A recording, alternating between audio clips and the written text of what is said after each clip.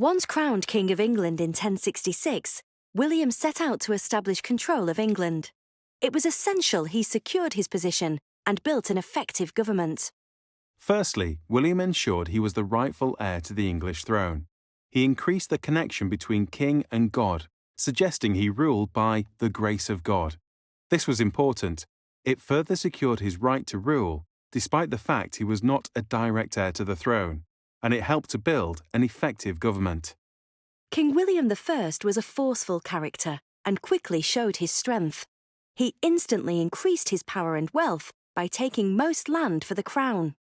He also changed land ownership laws. Individuals became tenants rather than landowners.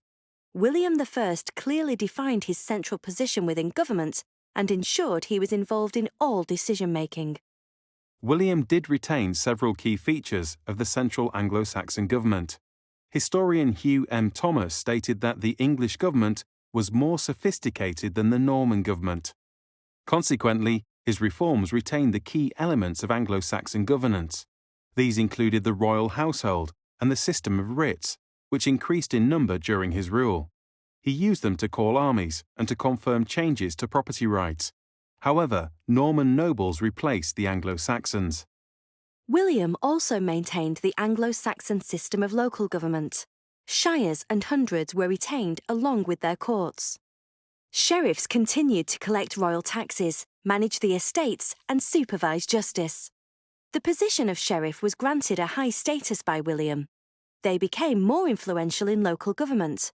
Over time, the Anglo-Saxon sheriffs were also gradually replaced by loyal Normans.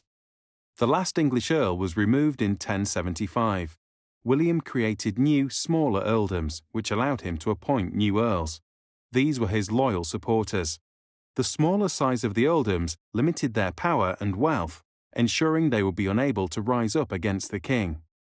Though he had taken steps to reduce their power, William was aware of the need to retain and increase support from the earls. This was particularly important as he planned to return to Normandy and would leave England unsupervised.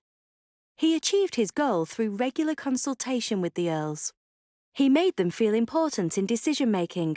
Of course, in reality, it was William who made the final decision. William only spent around 20% of his time in England after 1072.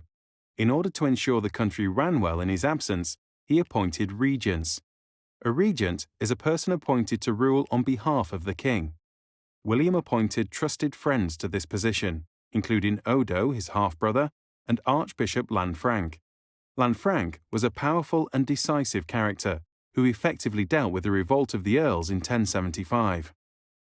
William retained many Anglo-Saxon laws, but he did impose a new forest law. This was designed to protect valuable hunting areas. It meant that only the king and aristocrats were allowed to hunt in them.